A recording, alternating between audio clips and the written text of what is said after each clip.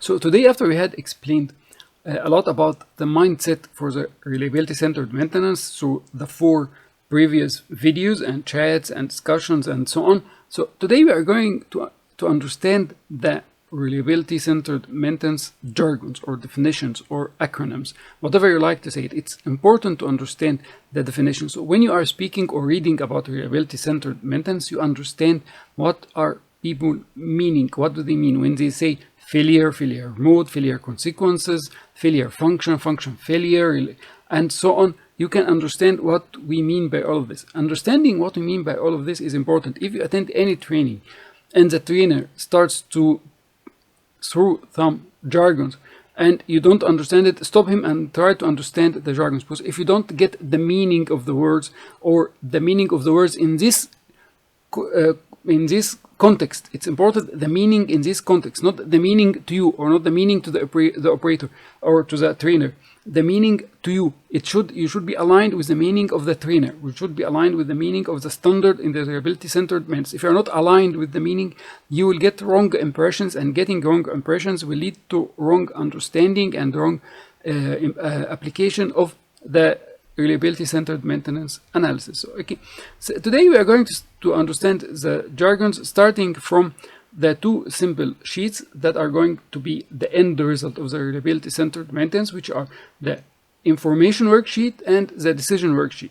So we will speak about the jargons in both, and mainly in this chat we will speak about the information worksheet, and the decision worksheet will come in the coming chat. So the information worksheet and the decision worksheet works together to collect the information and then to make decisions based on the collected information. So we need to understand what information we need to collect, and then to understand how to apply this collected information to conclude a decision for this. So as we said, why we need to look and understand the definitions in the sheet for the definitions and the sheet for the conclusions, or for the decision, for the decision and the information collection, because we need to keep the end in mind. We need to keep the end in mind. So if you know that you are going from this analysis to fill these 2 sheets, so you conclude some maintenance program, then you need to understand the definitions of the acronyms used in these 2 sheets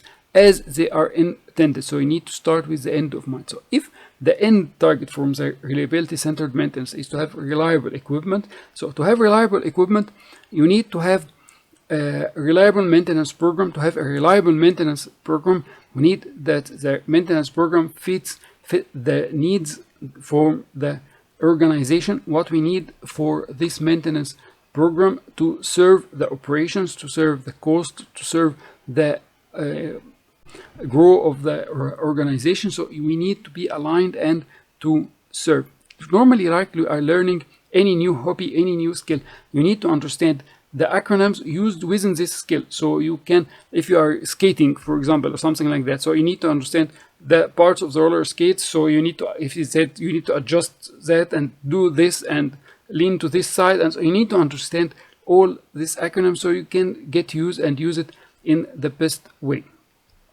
Okay, as we said that if the end result is to have reliable equipment. To have reliable equipment, we need to have a reliable maintenance program, and to have a reliable maintenance program, we need to analyze our maintenance program according to the reliability-centered maintenance way of thinking, and then we need to have 2 fundamental sheets at the end of the day: the information worksheet and the decision worksheet. That's the simple example of the 2 sheets we are using.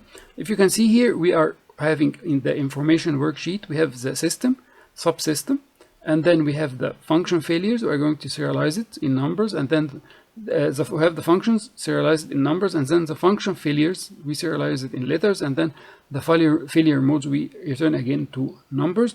And you can have multiples, and you have one function with many function failures and or many failure modes, and we are going to understand what do each of these mean, and then we are going to the failure effect.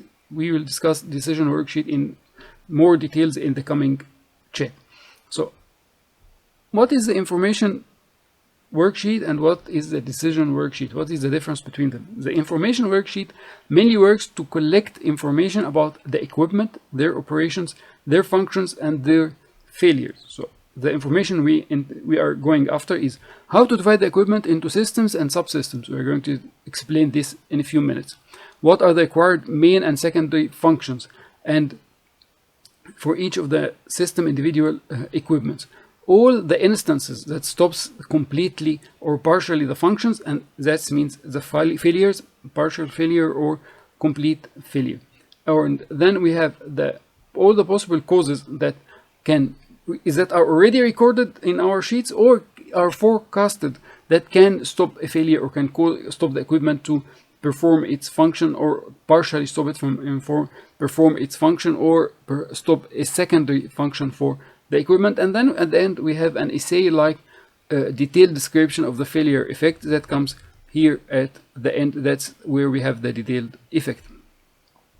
Okay, and then while the decision worksheet will help us to conclude many things, first we need to understand the level of the consequences, and by this we will be able to prioritize the actions and that we are going to take about our maintenance program, and what actions we are going to take in the maintenance program, and where to put the more effort, where to put more cost, and where to reduce the effort and the cost.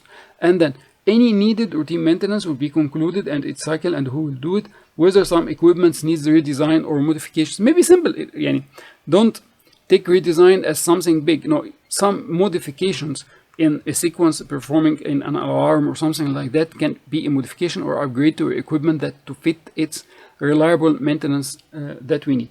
Then which equipment we may let to fail.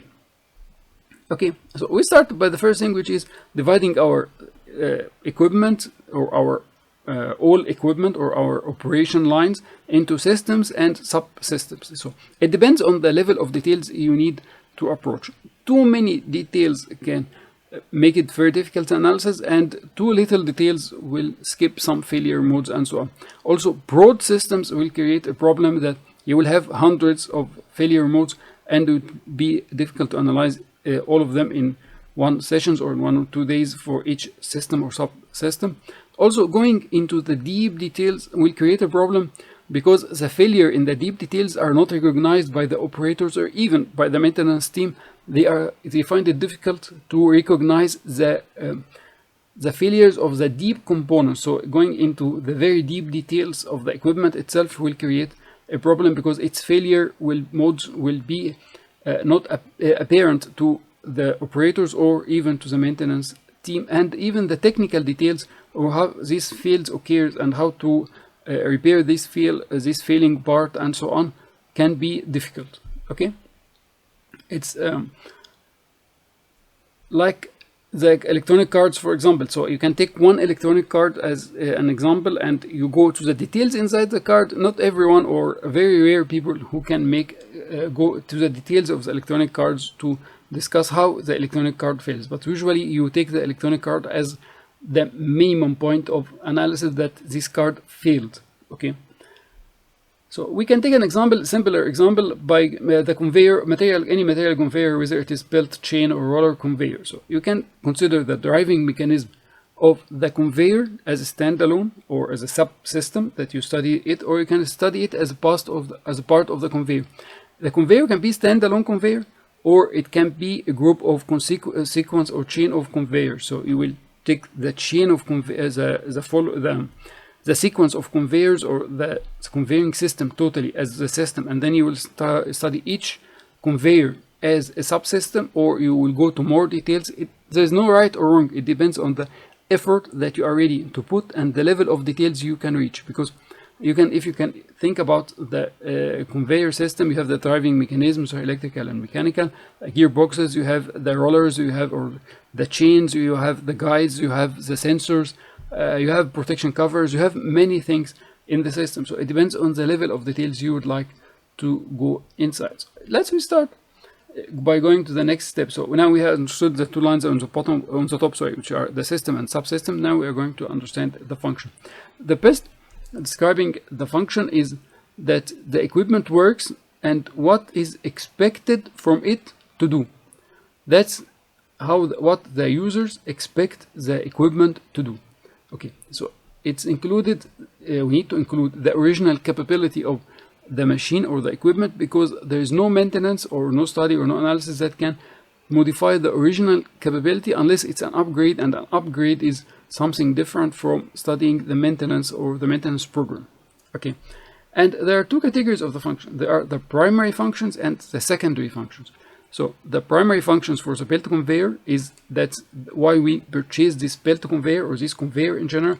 That's to convey the material. So we needed to convey the material with a certain quality and with a certain quantity, and at a certain time. That's the speed. So that's the main primary function of the conveyor. But the secondary function of the conveyor is to contain the conveyed material so there is no spillage. Okay, so that's a second, can be considered as a secondary function of the conveying system. Okay, there was a second row in our tables. You can see about the function failure.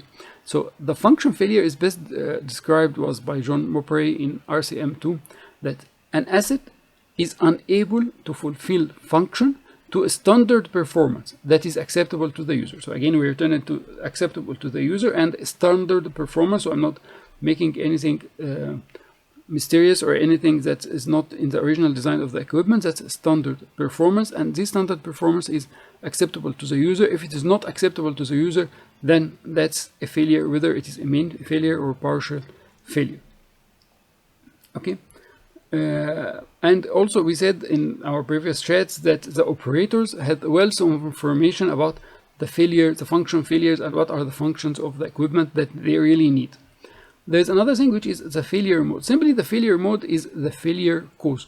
You can have hundreds of failure modes for the bigger systems, and if you go into more details or you divide your system properly, you will get a manageable number of failure modes. For example, for the conveyor we had spoken about, it can be the motor, it can be the electrical power loss, it can be the gearbox, problem in the gearbox or in the motor, for many reasons, like the bearings, sleeves, and shaft, and many things, and keys, and so on. And you have a lot of sensors on the conveyor. Also, you have the upstream, can be jammed, upstream can be stopped, whatever. So you need to understand the system in total and to understand how it failed and to understand the cause of this failure. That's the failure mode. The cause of the failure is the failure mode.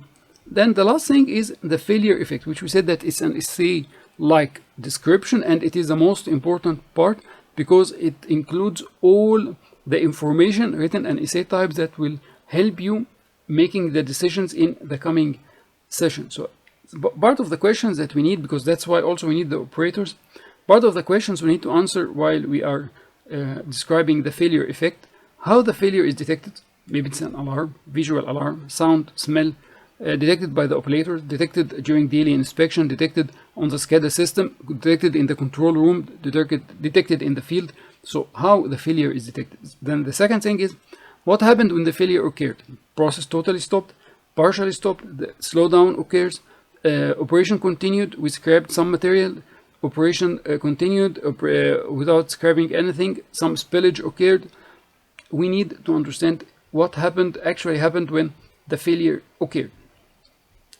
Another thing is was there any safety concern for the operators or the maintenance team while they were repairing the machines, or when the failure happened, some safety consequences might happen to the operators, or some risk. The operators were some risk when this failure occurs, because this puts very high priority on taking an action regarding this item. Did it affect the operation for time, volume, quantity, quality? So what is the effect on all of this? Then how it was repaired, what is the cost of the repairs? Did it took 10 minutes, 4 hours, 15 minutes?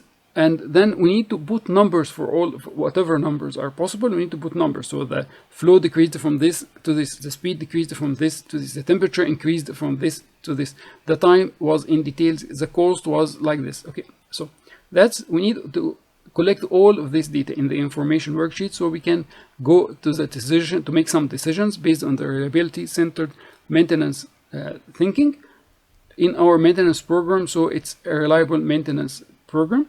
If you feel that our discussions have touched your understanding and you need more information about it, or you need more consultation or coaching about it, you can ask directly from our website or web store. You'll find the link in the description box and in the post on the LinkedIn and on all our social media. Also, you can leave us, drop us a line at the comment that we can come back to you and have some initial discussion what can be the best way to service you. Also, you can join our trainings on Udemy.